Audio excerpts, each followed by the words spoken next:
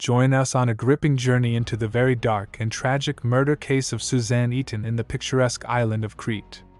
Today we will tell you about the murder of Crete, who kidnapped a biologist who was walking near the road, ran over her multiple times, and took her to a cave to rape her. We will uncover the chilling details of this real-life crime that shocked the world. Get ready for a deep dive into a case that captured global attention. Welcome to the chilling story of Suzanne Eaton's murder in Crete. Crete, the largest of the Greek islands, is a captivating destination known for its natural beauty, rich history, and vibrant culture. Its stunning landscapes feature a mix of pristine beaches, rugged mountains, and fertile plains, making it a diverse and picturesque place. The population of Crete is around 630,000 people, and the island's residents are known for their warm hospitality and strong sense of local identity. Crete is generally considered a safe destination for tourists. The crime rate is relatively low, and petty theft and pickpocketing are almost the only crimes that happen here. Overall, Crete is a beautiful and welcoming island that offers a wealth of experiences for travelers. Unfortunately, one man from Crete tarnished this image and shocked both the local community and the global audience. July 2, 2019 was a confusing day for Suzanne's family back in the United States, as it was the last day they heard from her. Suzanne Eaton, the 59-year-old mother, was a respected biologist and researcher known for her significant contributions to the field of science. She went to the island of Crete with fellow colleagues and scientists. Some days later, she was supposed to hold a lecture at an institute in Crete. According to witnesses, she was playing the piano in the lobby of the hotel where she was staying. After the first days of July, nothing more was known about her. It was only known that she went for a walk. Her family's first thought as the hours passed was that perhaps, being a passionate biologist, she began to walk aimlessly to investigate the area. But that concern turned into fear. After the first days, they went to the authorities and they began to investigate Suzanne's whereabouts. If there were any doubts about where Suzanne was, they were soon resolved, as her body was found after an exhaustive search. Greek authorities found her lifeless body inside a bunker that was used during World War II by the Nazis. The first thought was that after her hike, she became dehydrated due to heat stroke and ended up in that bunker to find shelter until someone could come to her aid. But these theories were quickly eliminated when a subsequent autopsy made it clear that the biologist died from asphyxiation. It was clearly a homicide. The investigation and discovery of who was guilty of the murder of Suzanne Eaton did not take long. After interviewing several locals who knew the geographical area and knew of the existence of the cave, since it served as a bunker to hide Nazi ammunition in the Second World War, they inevitably came across the testimony of Yanis Paraskakis, a farmer who lived a few kilometers by car from that bunker. After the police authorities found multiple contradictions in the young man's testimony, Yanis commented that the demons ordered him to commit certain things that he did not want to do. Faced with this rather bizarre dialogue, the authorities began to go further with the interrogation, and having too many doubts about Yanis, they declared him as the main culprit, since after investigations, they discovered the traces of the car that Yanis used to approach the cave, among other key clues. Finding himself in a complete bind, he without hesitation confessed to the crime he committed. The police were completely shocked when Yanis began talking non-stop about what he did, describing every detail of the murder.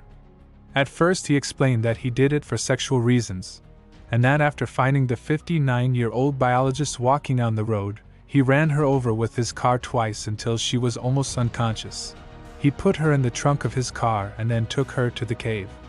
Determined to commit the crime, Yanis began to rape and brutally beat her, as forensics later found signs of defense on the victim's body, such as DNA samples under Suzanne's fingernails, as well as broken ribs.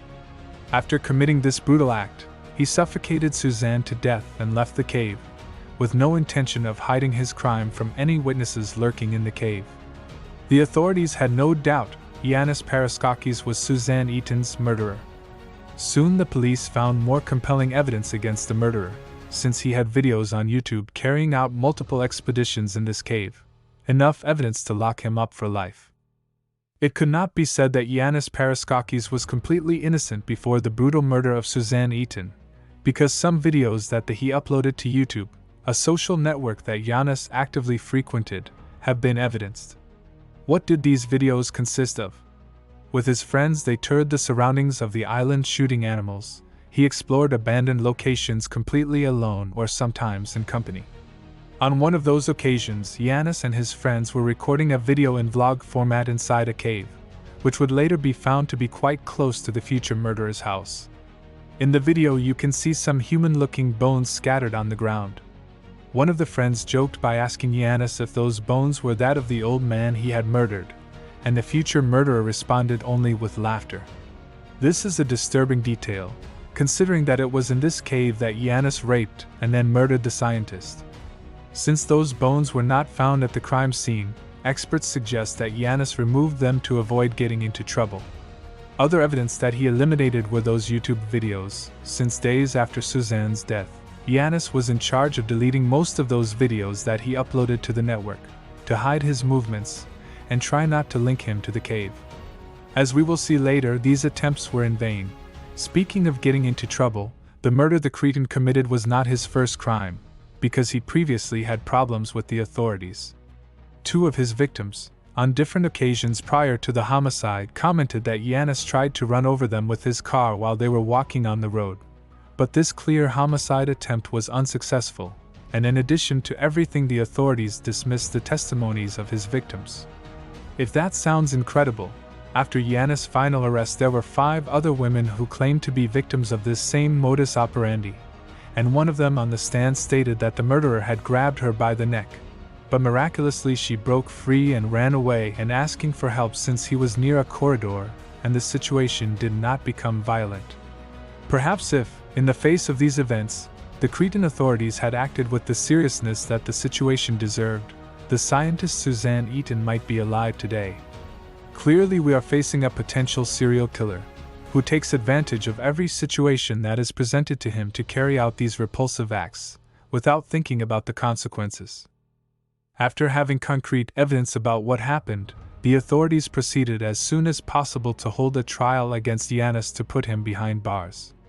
After the trial took into account that Yanis had previously pleaded guilty to the crime, added to the evidence and also the testimony of the other women who admitted to escaping from the hands of the Cretan murderer, who intended to murder them with the same modus operandi that he carried out with the biologist, the justice was very clear. Yanis Paraskakis was sentenced to life in prison for murder. Even if justice has been done, the horrors that Suzanne's family, who had a husband and 2 children, experienced and will continue to experience for life, will be difficult to cure, if not impossible.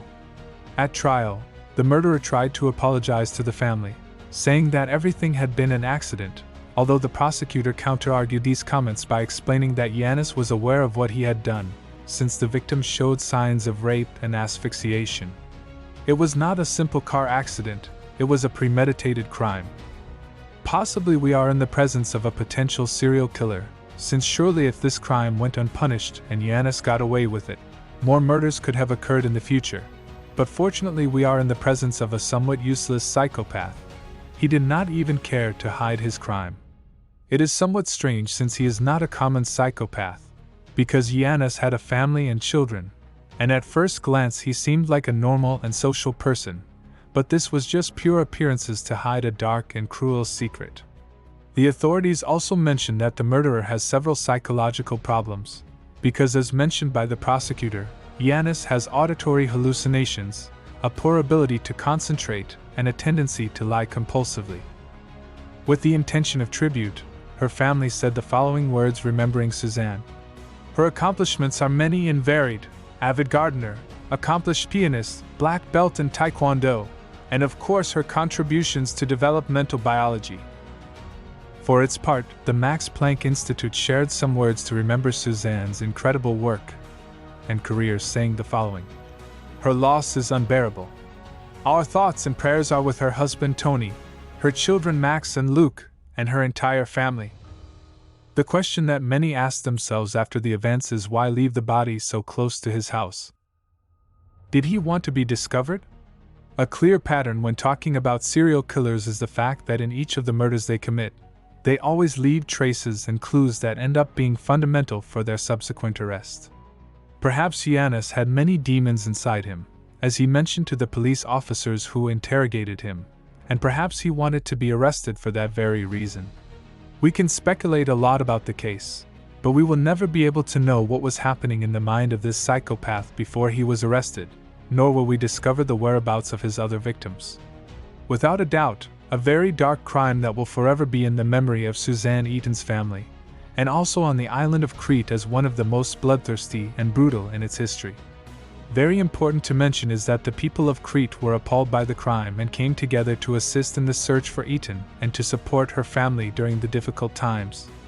The island's residents wanted to demonstrate that such acts of violence were not reflective of the values and character of the local community.